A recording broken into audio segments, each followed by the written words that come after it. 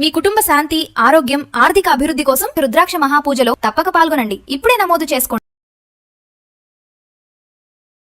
నమస్తే, welcome back to Suman TV. Present మనతో పాటు ఉన్నారు అనలిస్ట్ మందర కృష్ణారెడ్డి గారు. నమస్తే సార్. నమస్తే అమ్మ. సార్, తెలంగాణలో జూన్ 2న 2 లక్షల మందికి కొత్త పెన్షన్స్ ఇవ్వడం అనేది చేస్తామని రాష్ట్ర ప్రభుత్వం కీలక ఆదేశాలు జారీ చేసింది.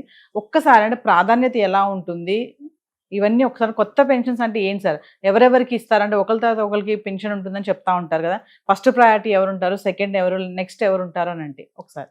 తెలంగాణ ప్రభుత్వం చేయూత అనేటువంటి ఒక పథకం ద్వారా వృద్ధులకు, వికలాంగులకు, దీర్ఘకాలిక రోగులకు రకరకాల పెన్షన్లు మంజూరు చేస్తుంది. దాంట్లో భాగంగా గత 3 సంవత్సరాల నుంచి కొత్త ప్రభుత్వం వచ్చినప్పటి నుంచి, అంతకుముందు 10 సంవత్సరాల పాటు అంతకుముందు ఉన్నటువంటి పథకాలే కంటిన్యూ, అంతకుముందు ఉన్నటువంటి ఎంతమంది అయితే మెంబర్స్ ఉన్నారో అంతమందినే కంటిన్యూ చేశారు తప్ప 10 ఏళ్లలో ఎవరిని పెంచడానికి వాళ్ళు ప్రయత్నం చేయలేదు.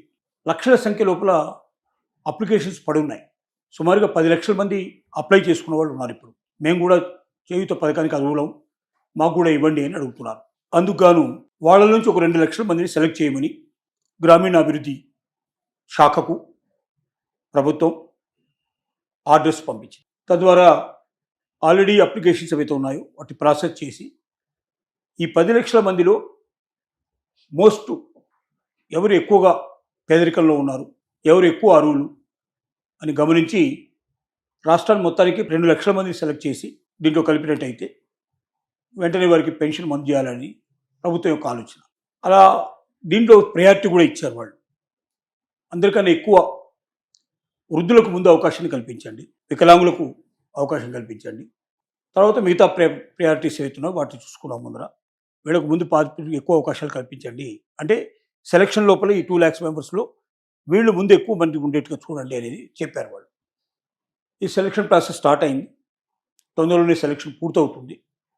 ఒకసారి సెలక్షన్ పూర్తయినట్టయితే అక్కడి నుంచి ప్రభుత్వం ఈ పథకాలు అంటే ఈ 2 లక్షల మందిని కొత్తగా చేర్చుకొని ఇప్పటికే 43 లక్షల మంది సుమారుగా పొందుతున్నారు.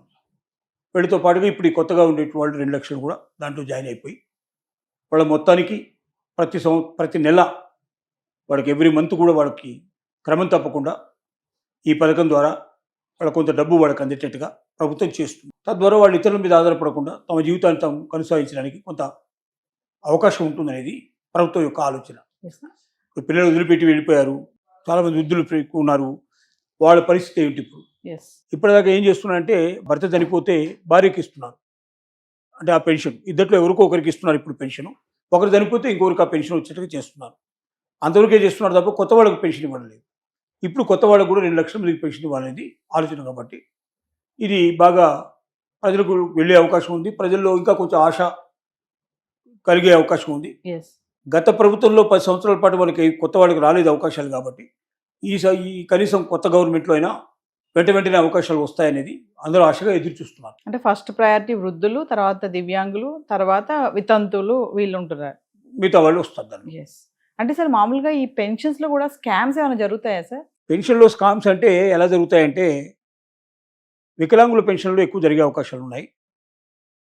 తర్వాత రెండోది ఏంటంటే దీర్ఘకాలిక రోగుల విషయాల్లో కొన్ని జరిగే అవకాశాలు ఉన్నాయి.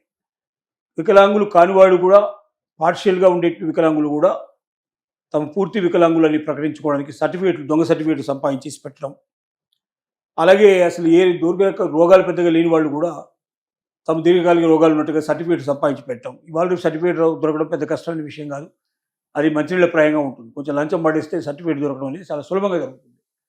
అట్లా తెచ్చిన వాళ్ళు కొంతమంది ఉన్నారు, అలా కొన్ని జరుగుతున్నాయి. ఇప్పుడు ఆంధ్రప్రదేశ్లో అట్లాంటి ఏరువేత కార్యక్రమం ఇప్పటికే 2 సార్లు చేశారు, ఇంకోసారి కూడా ఇప్పుడు చేయబోతున్నారు. ఏరేసినప్పుడల్లా కొన్ని వేల మంది దొరుకుతున్నారు, అంటే కొన్ని వేల మంది దొంగలు ఉన్నారు దీంట్లో అనే విషయం మనకు అర్థమవుతుంది. అప్పనంగా డబ్బులు వస్తాయి ప్రభుత్వం నుంచి అనే భావన, ఓ సర్టిఫికేట్ ఏదైనా సంపాదించి కాస్త డబ్బులు పడేసి సంపాదించి పెట్టేసుకుంటే మళ్ళీ సంవత్సరాల తరబడి అడగదు కదా అనే భావంతో నడుస్తుంది. దానికి తగినటువంటి పద్ధతి లోపల వాళ్ళకి ఆరోగ్య పరిస్థితులు ఎప్పటికప్పుడు చెకప్ చేసుకుంటూ నిజంగా వాళ్ళ ఆరోగ్యం బాగులేదా, వాళ్ళు నిజంగా వికలాంగులయ్యా, ఇలాంటివి చాలా గమనించి దాని ప్రకారంగా సరైన అర్హతలు ఉండే వాళ్ళకి ఇచ్చినట్టయితే బాగుంటుంది ప్రతి ఒక్కరి అభిప్రాయం. అంటే కొత్తగా మళ్ళీ 2 లక్షల మందికి పెన్షన్ ఇవ్వడం అనే దానికి అంటే రీజన్ బిహైండ్ ఏమన్నా ఉందా? అంటే అంటే చేయూతకు అప్లై చేసుకునేటప్పుడు దాని అర్హతలు ఉండేవాళ్ళు అప్లై చేస్తారు. వృద్ధులైతే 60 ఏళ్ళు దాటిన వాళ్ళు, ఎస్. అలాగే వికలాంగులైతే పార్షియల్గా కాకుండా ఫుల్గా ఉండే పద్ధతిలో ఉండేటి వాళ్ళు, అలాగే దీర్ఘకాలిక రోగులైతే ఇదని, వితంతులైతే ఇది, ఒంటరి మహిళలు భర్త చనిపోయినట్టు వాళ్ళు, ఒంటరిగా ఉంటున్న వాళ్ళు, ఇంకో మ్యారేజ్ చేసుకోకుండా ఉన్నవాళ్ళు, డిపెండెన్సీ లేని వాళ్ళు ఎవరుతున్నారో అలాంటి వాళ్ళు దీనికి అప్లై చేసుకోవడానికి అర్హులు వాళ్ళు. వీళ్ళంతా కలిపి 10 లక్షల మంది అప్లై చేసుకున్నారు. ఇప్పుడు అప్లై చేసిన వాళ్ళ సంఖ్య మొత్తం తీసుకుంటే 10 lakhs ఉంది. ఈ 10 lakhs లోపల ఒక 2 lakhs సెలెక్ట్ చేయమంటున్నారు.